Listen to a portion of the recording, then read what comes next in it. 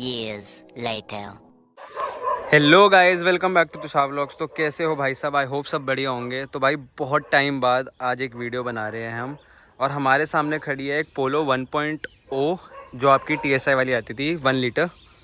तो ये गाड़ी अभी देखने में आपको पता तो चली गया कि नॉर्मल बिल्कुल नहीं है। तो हाँ भाई, ये गाड़ी को पूरा ज़ीरो टू हीरो मैंने तैयार करा है। ठीक है, मैंने अपनी वर्कशॉप पे इस गाड़ी को पूरा तैयार करा है।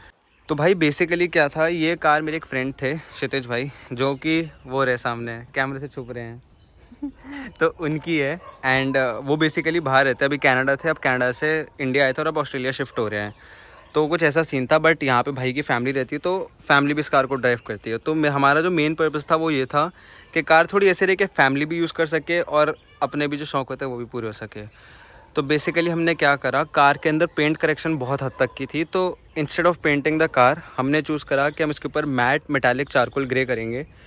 तो जैसे कि आप देख सकते हो, मेटालिक शेड हल्का सा आपको दिखेगा, ये लो। तो हमने इसके ऊपर वो वाला रैप करा। लाइट्स हमने इसके अंदर आफ्टर मार्केट जो W वाली आती है वो लगाई। LED सेटअप चेंज करा। ग्रिल्स वगैरह तो सब कुछ आपको पता है भाई, क्योंकि ये 1.0 थी, इसमें आती थी। एलॉयज़ कंपनी वाले, बट हमने इसको एक मैट लुक देके, और अगर आप कैलिबर देखोगे तो अंदर ब्लड रेड कैलिबर करे। अभी गाड़ी थोड़ी सी गंदी हो रही है, तो प्लीज़ उसको इग्नोर करना, क्योंकि यहाँ मिट्टी बहुत थी, तो उस वजह से गाड़ी गंदी हो रखी थी। अभी वॉश के लिए भी जाएगी शाम को। तो पीछे से आए तो कुछ यूनिक चीज़ अगर मैं आपको दिखाऊँ तो वो है ये नहीं, ये तो ये है हमारा फोर्ज्ड कार्बन का जो स्पॉइलर है, हाइड्रोडिप, नॉट रैप्ड और नॉट पेंटेड बट हाइड्रोडिप। तो जैसे कि आप देख सकते हो, ये आपको अभी ग्रीन दिख रहा है। एंड अगर मैं हल्का सा फोकस डालूँ, इस तरफ देखो, ऊपर हल्का सा पर्पलिश दिखेगा। तो ये कैमिलियनिश कलर है एक, इसके अंदर आपको साइकिडेलिक बेसिकली, इसके अंदर आपको पर्पल भी दिखेगा और साथ ही साथ में ग्रीन भी दिखेगा। तो कुछ ऐसा वो उसका निकल के आता है। गाड़ी जो है भाई स्टॉक नहीं है, गाड़ी स्टेज 2 रखी है। अब अगर मैं आपको साइड से प्रोफाइल दिखाऊँ तो पीछे से एज इट इज जैसे इसका बहुत सेक्सी जो हम कहते हैं बम्पर, जो मैंने अपनी पोलो में भी कर दिया ऑलरेडी। मेरी पोलो भी भाई पूरी तैयार हो चुकी है, उसकी भी वीडियो बनाऊंगा पूरा। उसके अंदर हमने साइकिडेलिक वाइट पेंट करा है। तो पीछे से इस गाड़ी की बात करो तो जो आपकी 1.0 के अंदर स्पोर्टी लुक्स के डिफ्यूज़र आता है, जो कंपनी से आता है, वो एक्रापोविक की हमने टिप्स डाल रखी है। आवाज़ मैं आपको सुनाऊंगा, बहुत लाउड गाड़ी है ये, आपको आवाज़ भी सुनाऊंगा। रिफ्लेक्टर्स का हमने ऑर्डर कर रखे, जैसे वो आएंगे मैट्रिक्स वाले हम वो भी डालेंगे।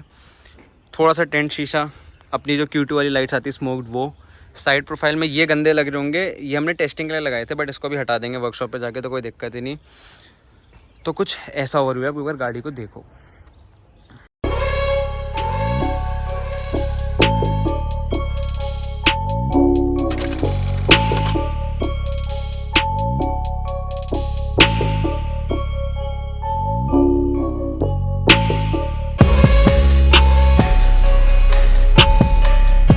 कुछ ऐसा ओवरव्यू था भाई गाड़ी का जो मैंने आपको दिखाया। बाकी अब चलेंगे कार के अंदर। कार के अंदर भी हमने थोड़े बहुत मॉड्स करे हैं, तो वो भी आपको दिखाते हैं। अंदर जाने से पहले भाई मैं आपको एक चीज़ दिखा दूँ। कुछ ऐसा आपका रिस्पॉन्स है लाइट्स का, जिसमें आपके DRLs दो DRLs ऊपर, थर्ड वाला नीचे है, जिस पर मैंने अभी वो हैज़र्ड्स चला रखे, तो वो ऐसे स्वाइप हो रहे हैं। फॉग लैम्प्स का कुछ ऐसा रिस्पॉन्स है। तो सारी लाइटनिंग हमने इसके अंदर अपग्रेड कर रखी है, जैसे कि आप देख सकते हो, फुल वाइट।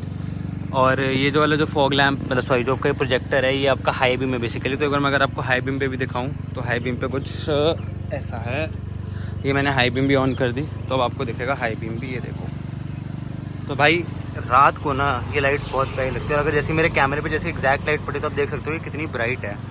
चलते हैं आप गाड़ी के अंदर।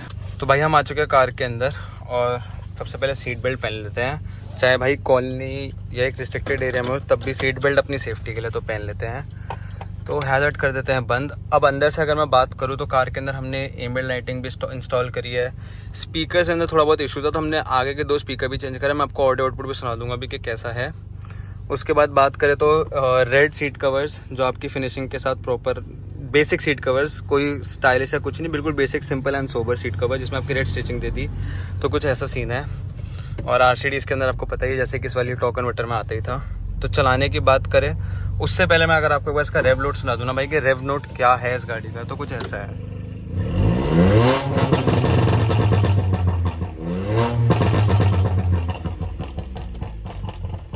तो basically stage 2 pop and bang इसके अंदर हमने कर रखा है ऑलरेडी, जिसमें अगर हम पाइपिंग वगैरह की बात करें तो आगे से पीछे तक स्टेनलेस स्टील की पाइप विदाउट रेजोनेटर अभी इसमें डालेंगे। ये हमने कुछ ट्राई कर रहे थे क्योंकि भाई को स्टार्टिंग में एक्सपीरियंस करनी थी लाउड, और अब जैसे थोड़ा शौक पूरा हो गया तो लाउडनेस कम करेंगे, थोड़ा बेसी ज़्यादा करेंगे। वेल्वेट्रॉनिक लगा हुआ है भाई, तो एग्जैक्ट उतनी बेसी आवाज़ नहीं निकल के आ सकती, बट ठीक है जिस हद तक बेसी कर सकते हैं वो करेंगे।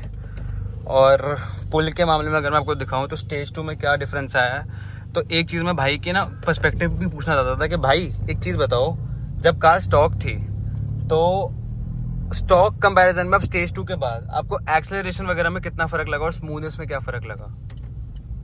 फ़र्क तो बहुत है, ठीक है, एंड पावर आउटपुट भी काफ़ी ज़्यादा है, तो डेफिनेटली ड्राइव में तो बहुत ज़्यादा मज़ा आ रहा है। शिफ्टिंग का बस हमारे को एक मेन रह गया कि शिफ्टिंग का इसका अभी तक टीसी नहीं आया, तो शिफ्टिंग में कहीं ना कहीं ये मार खाती है, जो आई होप जब भी इसका ट्यून आएगा हम वो भी कर देंगे कि शिफ्टिंग और बेटर हो जाए।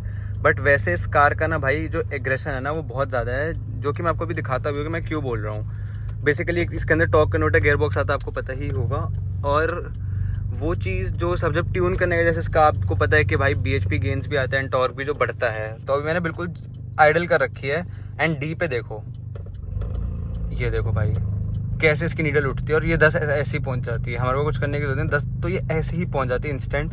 तो टॉर्क बहुत ज़्यादा कार के अंदर। और अगर एक्सेलरेशन की बात करूँ, हल्का सा एक्सेलरेट करूँगा तो आपको एक आइडिया हो जाएगा कि कितनी वो है इसके अंदर।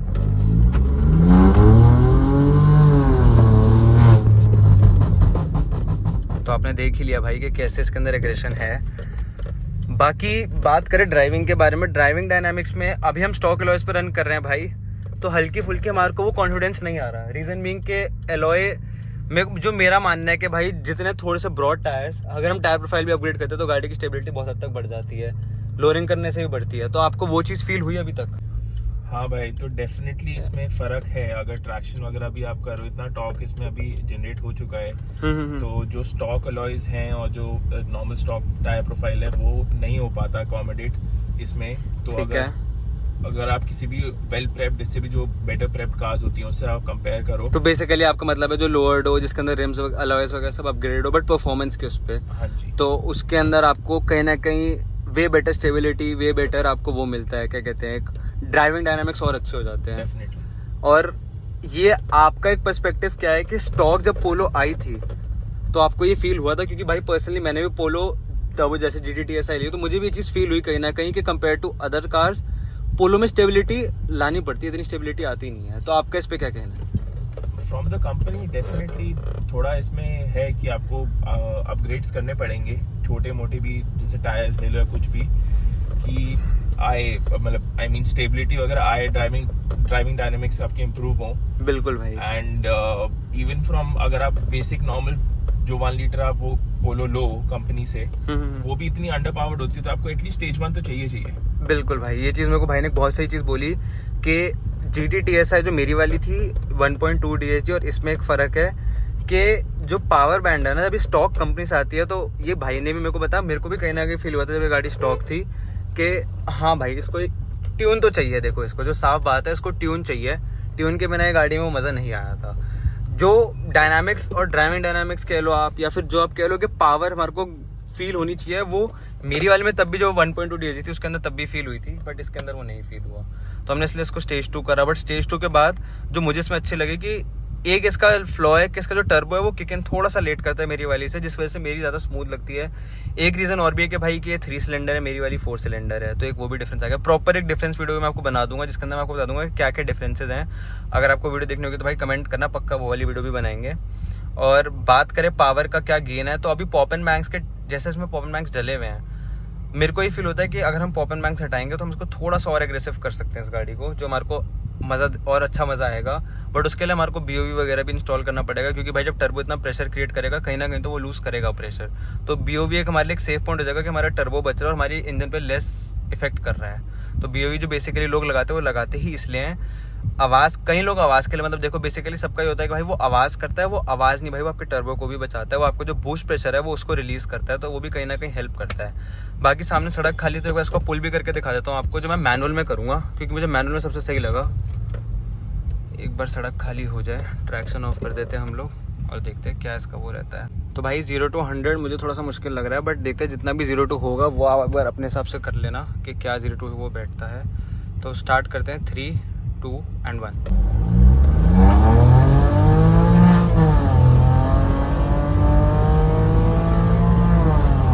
0 to 90 हो गया भाई। तो 0 to 90 आप चेक कर लेना अपने हिसाब से कि क्या टाइमिंग है और मेरे को भी कमेंट सेक्शन में बता देना। तो एग्जॉस्ट हमने थोड़ा सा ऑफ कर दिया। वैलोट्रॉनिक का यही फ़ायदा है भाई।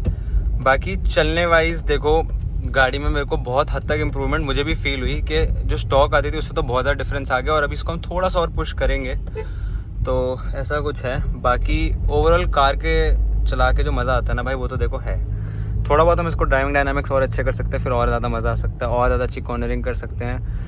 ओवरऑल पोलो जो है 1.0 और 1.2 दोनों में अगर मैं बात करूँ ना, अभी सिर्फ छोटे छोटे वो बता रहा हूँ, इंस्टिंक्ट बता रहा हूँ कि दोनों गाड़ियाँ ना अपनी अपनी जगह बहुत अच्छी हैं। इसको अगर आप देखोगे तो जो मुझे पर्सनली फील होता है कि हाईवे ड्राइव के लिए गाड़ी बहुत अच्छी है, और वो देखोगे तो सिटी ड्राइविंग के लिए मुझे DHE ज़्यादा अच्छी लगती है। पर कंपैरिजन में अगर मैं आपको मेरे को जो पर्सनल मेरा वो है पर्सपेक्टिव है वो ये है कि वो ज़्यादा बेटर है फॉर सिटी ड्राइव एंड ये ज़्यादा बेटर है फॉर हाईवे ड्राइव।